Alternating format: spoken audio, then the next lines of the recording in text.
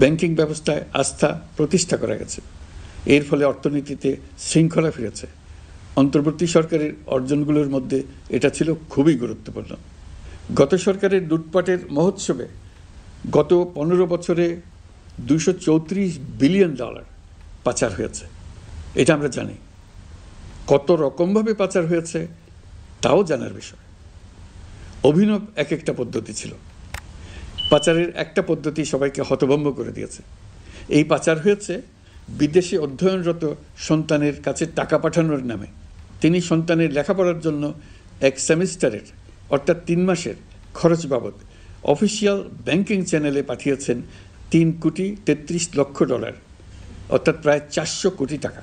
পাচারের এর চাইতে বেশি তাক লাগানো পন্থা আর কি আছে তার কোনো সীমা আছে বলে আমার মনে হয় না। আইন, নিয়ম, নীতির জায়গায় যখন হরিলুট প্রতিষ্ঠিত হয় তখন এমন সব কিছুই সম্ভব।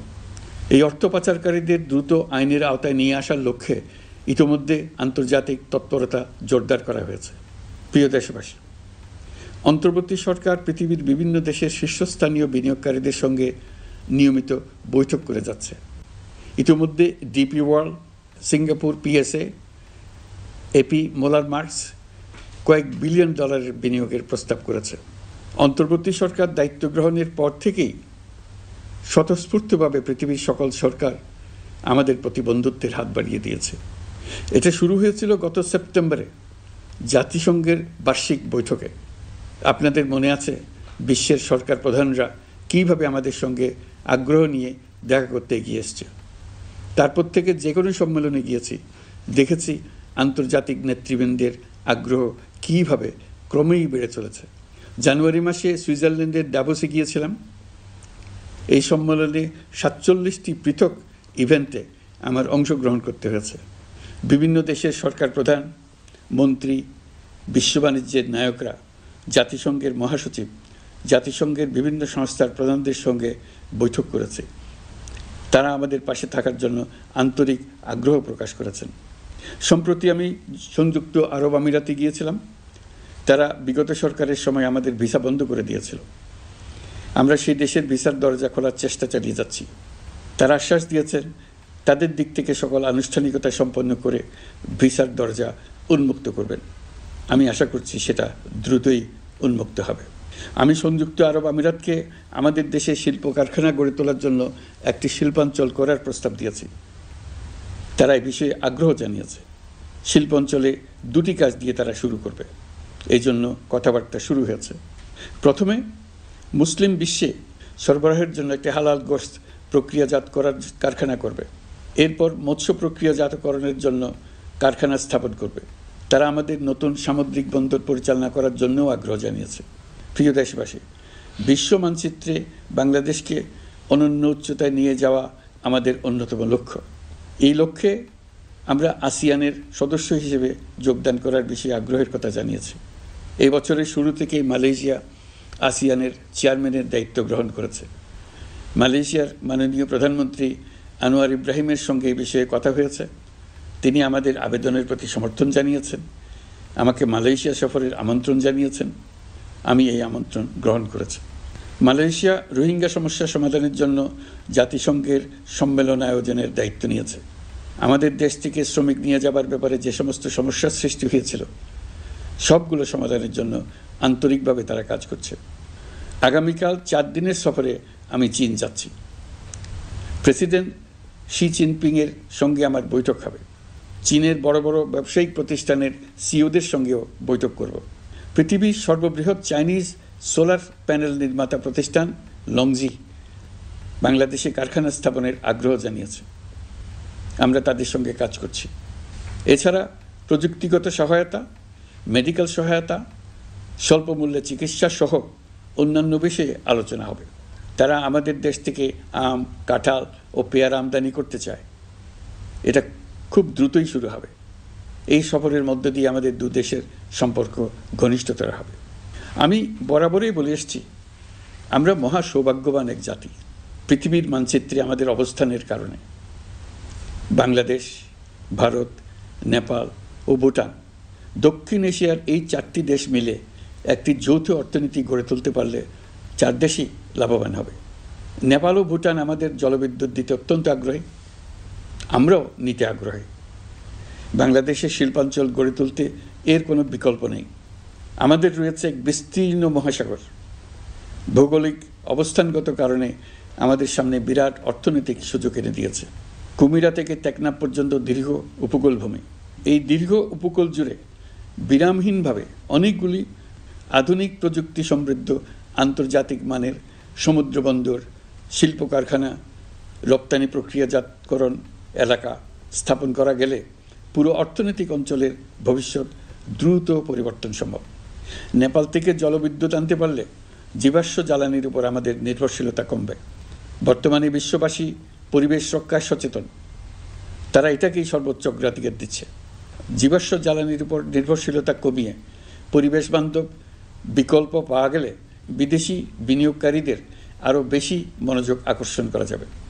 দেশের ক্রমবর্ধমান বিদ্যুৎ চাহিদার পরিপ্রেক্ষিতে রূপপুর পারমাণবিক বিদ্যুৎ কেন্দ্রের কাজ যথাসময়ে শেষ করার বেশি আমরা জোর দিয়েছি। রোসাটমের মহাপরিচালক আমাকে বলেছেন শিগগিরই বিদ্যুৎ কেন্দ্রটি পরীক্ষামূলকভাবে চালু করা হবে। আমাদের পণ্য পৃথিবীর পণ্য। এই পণ্য নেপালে যাবে, ভুটানে যাবে, ভারতের 7 সিস্টার্সে যাবে। প্রতিবেশীদের পণ্য আমাদের এখানে আসবে, সারা পৃথিবীর কাছে পৌঁছে যাবে। এইভাবেই এটি একটি লাভজনক অর্থনৈতিক অঞ্চল হিসেবে দাঁড়িয়ে যাবে। আর এই অঞ্চলের গুরুত্বপূর্ণ ভূমিকায় থাকবে বাংলাদেশ। বাংলাদেশের সবচেয়ে বড় সমস্যা সীমাহীন দুর্নীতি। স্বৈরাচারী সরকার এই দুর্নীতিকে বিশ্বের শীর্ষস্থানে নিয়ে গেছে। দুর্নীতির ফলে শুধু যে সবকিছুতে অবিশ্বাস্য রকম ব্যয়বৃদ্ধি পাচ্ছে তাই না, এর ফলে সরকার ও জনগণের সকল আয়োজন বিকৃত হয়ে যায়। সরকারের লক্ষ্য, নীতিমালা, প্রাতিষ্ঠানিক আয়োজন, সরকারি কর্মকর্তাদের দায় দায়িত্ব যা কিছু কাগজে লেখা থাকে তার সব কিছু অর্থহীন হয়ে যায়। দেশ চলে অলিখিত আয়োজনে। সরকারকে চলতে হয়, ব্যবসায়ীকে চলতে হয়, শিল্পপতিকে চলতে হয়, বিনিয়োগকারীকে চলতে হয়। আমরা একটা বিষয়ের উপর গুরুত্ব দিচ্ছি, সরকারের সঙ্গে দৈনন্দিন, মাসিক বা বার্ষিক রুটিন কাজের জন্য যেন কোনো নাগরিককে সশরীরে কোনো সরকারি অফিসে উপস্থিত হতে না হয়। দুর্নীতি প্রতিরোধের অংশ হিসেবে সরকারি সব অফিসে ই-ফাইলিং চালুর সিদ্ধান্ত নেওয়া হয়েছে। ই-ফাইলিং ব্যবস্থা চালু হলে দুর্নীতি কমে আসবে। এতে করে কোন অফিসের কোন ডেস্কে কোন ফাইল আটকে আছে তা সহজেই জানা যাবে। সরকারি যতগুলো কার্যক্রমে অনলাইন সেবা চালু সম্ভব সবখানেই এই সেবা চালুর বিষয়ে সরকার কাজ করছে। সরকারি বিভিন্ন সেবা পেতে অসহায় নাগরিকের টুটি চেপে ধরে অবিশ্বাস্য পরিমাণ টাকা দিতে বাধ্য করা হয়। টাকার যে লেনদেন ও ভোগান্তির সম্মুখীন হতে হয় সেটা থেকে নাগরিকদের বাঁচানোর জন্য আমরা বদ্ধপরিকর।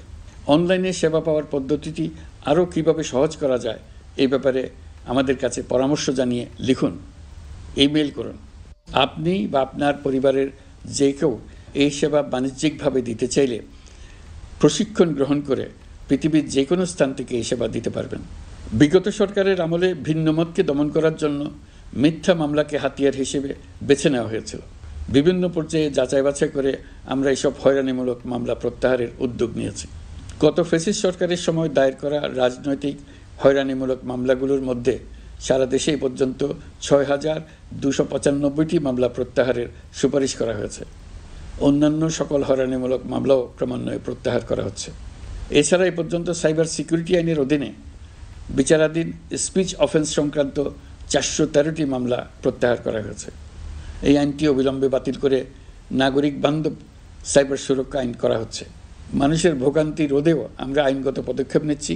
জিডি করার সময় স্বাক্ষর দেওয়ার জন্য এখন আর থানায় যাওয়ার প্রয়োজন নয়, এটা অনলাইনেই করা যাবে। এই ব্যাপারে প্রয়োজনীয় নির্দেশ দেওয়া হয়েছে। পাওয়ার অফ অ্যাটর্নি বিধিমালা সংশোধনীর মাধ্যমে প্রবাসী বাংলাদেশিদের হয়রানি লাঘব করা হয়েছে। সংশোধিত বিধিমালার আলোকে বাংলাদেশি পাসপোর্ট না থাকলেও বাংলাদেশি বংশোদ্ভূত ব্যক্তির পাসপোর্টে নো ভিসা রিকোয়ার্ড স্টিকার থাকলে কিংবা জন্মসনদ বা জাতীয় পরিচয়পত্র থাকলেই তিনি বিদেশ থেকে পাওয়ার অফ অ্যাটর্নি সম্পাদন করতে পারবেন। সরকারি সিদ্ধান্ত ও প্রয়োজনীয় ব্যবস্থা নেওয়ার পর বিমানের টিকিট কেনার পুরো প্রক্রিয়াটি অনলাইনে নিয়ে যাওয়ার ফলে বিমানের টিকিটের দাম শতকরা ৫০ থেকে ৭৫ ভাগ কমে গেছে। বিশেষ করে মধ্যপ্রাচ্যের প্রবাসী ভাই বোনেরা এতে করে স্বস্তি পাচ্ছেন। অন্যান্য এয়ারলাইনের টিকিটের দামও কমে গেছে। নাগরিকদের হয়রানিমুক্ত ও দুর্নীতিমুক্ত সেবা প্রদানের জন্য সরকার ভূমি সেবা ডিজিটালাইজ করার উদ্যোগ নিয়েছে। এর অংশ হিসেবে ভূমি মন্ত্রণালয় অনলাইনে ঘরে বসেই জমির খাজনা প্রদান, নামজারি, জমা খারিজ, খতিয়ান বা পর্চা সার্টিফাইড কপি, মৌজা ম্যাপ বা নকশা প্রদানের কার্যক্রম শুরু করেছে। এই পদ্ধতিতে ভোগান্তি, অস্বচ্ছতা ও দুর্নীতির অবসান হবে। বর্তমানে সারা দেশে পরীক্ষামূলকভাবে এই কার্যক্রম চালু হয়েছে। এগুলোকে ক্রমান্বয়ে আরও জনবান্ধব করে স্থায়ী রূপ দেওয়া হবে। এর লক্ষ্য হবে ক্রমাগতভাবে এই সকল দায়িত্ব সরকারের হাত থেকে নিয়ে সেবাদানকারী ব্যক্তি বা প্রতিষ্ঠানের কাছে ছেড়ে দেওয়া। গ্রামের স্কুল কলেজ পাশ করা ছেলেমেয়েরা, গৃহিণীরা ঘরে বসে সারা দেশে এই সেবা দান করবে এবং অনেকে তাদের কৃতিত্বের জন্য প্রসিদ্ধ হয়ে পড়বে। তারা সারা দেশের গ্রাহকদের সেবা নিজের গ্রাম থেকেই প্রদান করবে। রাজস্ব সংস্কার কমিশনের সুপারিশ অনুসারে জাতীয় রাজস্ব বোর্ড বিলুপ্ত করার সিদ্ধান্ত নেওয়া হয়েছে। এর জায়গায় দুটি পৃথক বিভাগ করা হচ্ছে। একটি হলো নীতি প্রণয়ন বিভাগ বা জাতীয় রাজস্ব নীতি বোর্ড, অন্যটি বাস্তবায়ন বিভাগ বা জাতীয় রাজস্ব সংগ্রহ বিভাগ। এর ফলে সরকারের পছন্দের ব্যক্তিরা হাজার হাজার কোটি টাকার রাজস্ব ফাঁকি দেওয়ার আর সুযোগ পাবে না।